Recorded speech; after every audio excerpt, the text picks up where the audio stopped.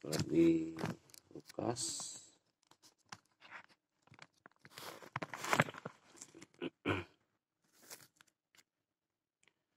Lukas perjanjian baru memberikan tentang pribadi Lukas bahwa ia adalah seorang tabib yang tidak berbangsa Yahudi. Oke.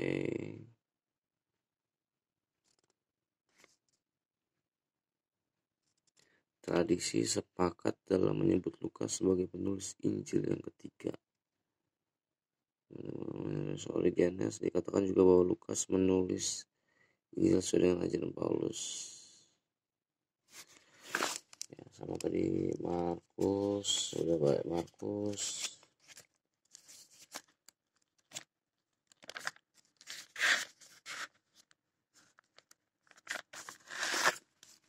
Ya. Menurut tradisi tua, penulis Injil yang terpendek ini ialah Markus. Dalam kisah dikatakan tentang Yohanes yang juga disebut yang dibaptis. Oke.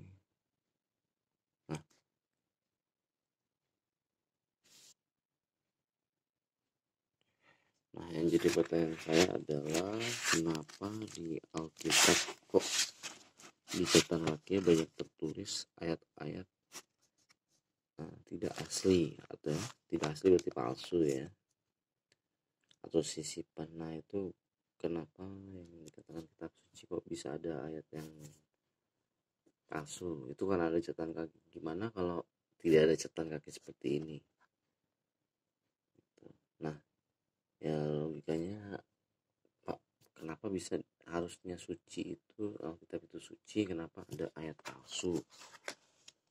Kenapa ada sisipan? Kenapa ada yang ditambahkan di abad kedua ya? Itu contohnya. Makanya ini termasuk jujur sih, mengakui ada yang tidak asli gitu. Nah, ini saya belum cek semuanya mana aja yang ada keterangan tidak asli gitu ya. Harusnya ya namanya Alkitab ya harusnya asli lah ya gitu. Tapi kenapa di sini jujur mereka mengakui bahwa ada ayat yang tidak asli dan masuk dalam perjanjian baru tuh ya logikanya kalau asli ya